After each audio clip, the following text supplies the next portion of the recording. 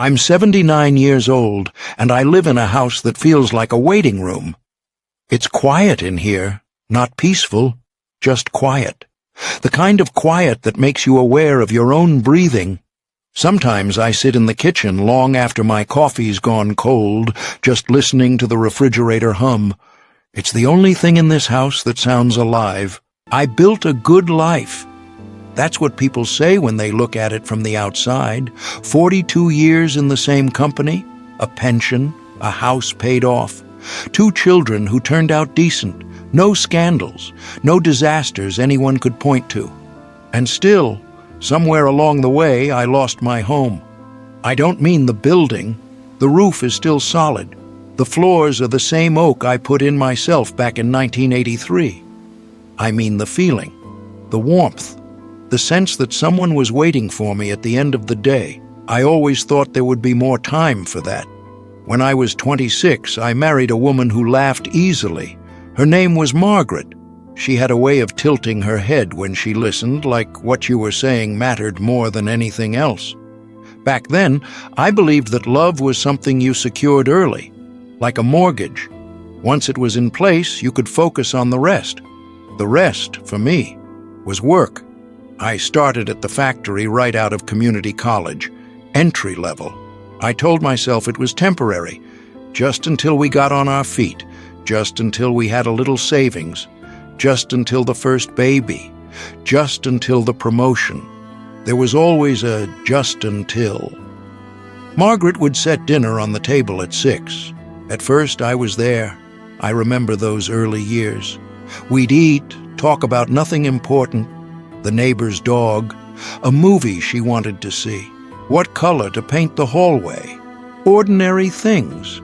They felt small at the time, small enough to postpone. When the first promotion came, it felt like validation. Someone noticed me. Someone thought I was capable. I started staying later, not every night, just when it mattered, but it always seemed to matter. I told myself I was doing it for us, for the house with the yard, for the kids we didn't have yet, for security. That word sounded noble in my head. By the time our son was born, I was already on a different schedule than the rest of the house. I'd leave before he woke up, come home after he was asleep. On weekends, I'd try to make up for it, take him to the park, push him on the swings. I remember checking my watch once while he was halfway through telling me something about a red truck. I can still see his face when he noticed. He didn't say anything, just stopped mid-sentence. I told myself it was temporary. Our daughter came 3 years later. She had Margaret's eyes, big and patient. She'd sit at the top of the stairs at night sometimes, waiting for the sound of the garage door. I didn't know that until years later. Margaret mentioned it in passing, almost like a joke. "She waits up for you," she said, smiling. I felt proud, like I was important. I didn't ask what it cost her. The house grew fuller. Toys in the living room, crayon marks on the walls, school papers stuck to the fridge. It was loud, messy, alive, and I was often somewhere else. There were dinners I missed because of one last meeting, bedtime stories I handed off to Margaret because I was exhausted, school plays where I slipped into the back row halfway through, pretending I'd been there the whole time. I wasn't a bad man. I didn't yell. I didn't drink too much. I paid the bills. I fixed what broke. But I was always leaning toward tomorrow. Margaret would sometimes sit beside me on the couch after the kids were asleep. She'd rest her head on my shoulder. "When things slow down," she'd say, "we'll take that trip to Maine, just you and me." "Soon," I'd tell her. I meant it. I really did. Years passed the way they do when you're not looking closely. The kids grew taller. Their voices changed. They stopped waiting at the stairs. My son started answering in one-word sentences. My daughter stopped telling me about her day, unless I asked very specifically.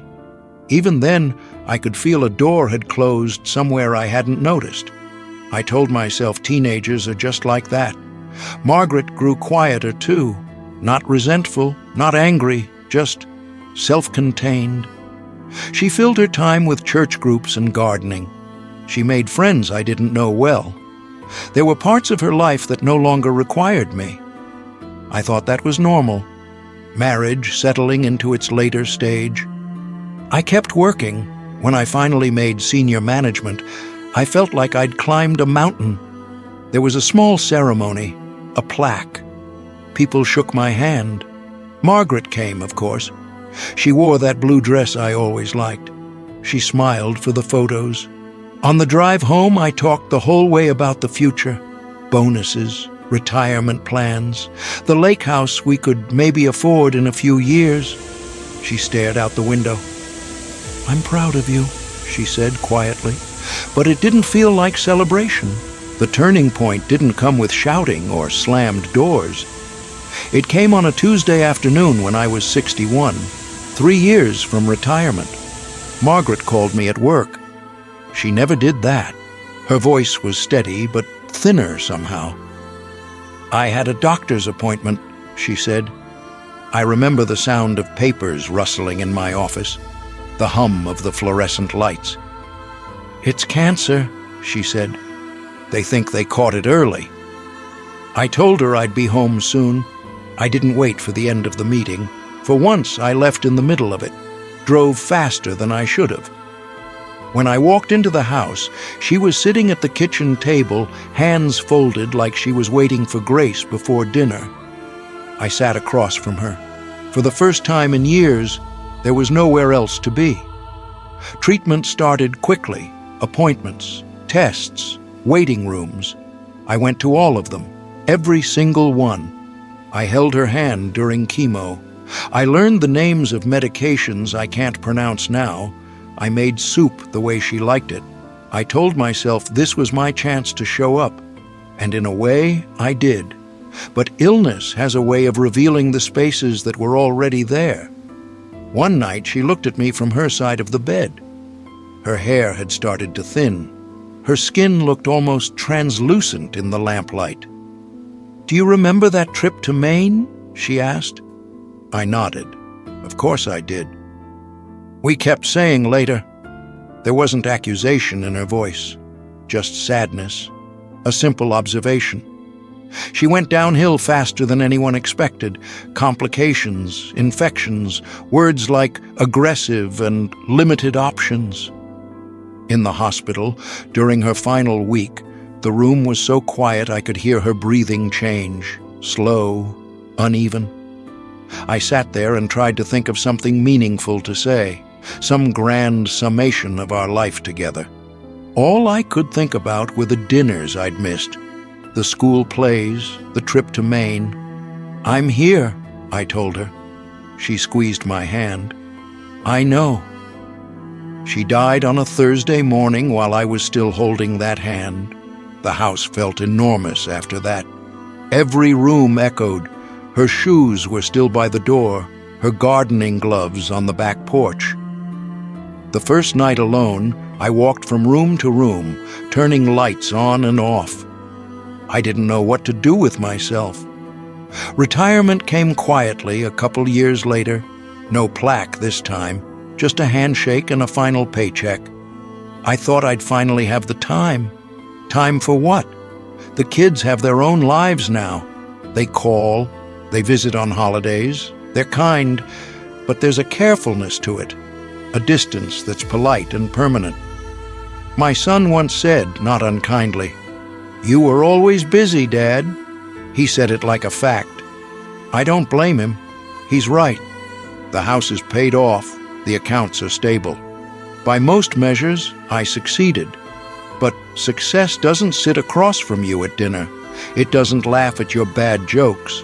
It doesn't reach for your hand in the dark. I built a life that looked strong from the outside, brick by brick, promotion by promotion. And while I was doing that, the inside thinned out. Home isn't the walls. It's the accumulation of small moments you choose not to postpone. It's sitting through the whole story about the red truck, It's asking a second question when your daughter answers the first one too quickly. It's going to Maine before someone gets sick. I thought love was durable, that it could wait on a shelf while I handled important things. I was wrong. Love needs time the way a fire needs wood. You can't starve it for decades and expect it to keep burning the same way. I don't sit here drowning in regret every hour. There's gratitude, too. I had Margaret for 35 years. I held my children when they were small. I worked hard. I provided. But if I'm honest, and at 79, there's no point in pretending, I mistook productivity for devotion. I thought earning was the same as caring. It isn't. Caring is slower. It interrupts you. It asks you to look up from whatever feels urgent. I see young men now, always in a rush, checking their phones, saying, "after this project," or "once things settle down." I recognize the look in their eyes, the belief that life will wait politely while they build something impressive. It won't. One day, you'll wake up in a quiet house, and the building will still be there, the roof, the floors, the framed certificates. But the warmth may have slipped through your fingers in 100 small, reasonable decisions. If this means something to you, I hope it's not just a sad story about an old man. I hope it's a small pause, a moment where you look at someone across the room and decide not to say later. Because later is a clever word. It sounds harmless, responsible even, but it's a thief, and it doesn't announce what it's taking until the house is quiet and you're 79, sitting alone at a kitchen table, listening to the refrigerator hum, wishing you had gone to Maine when you had the chance.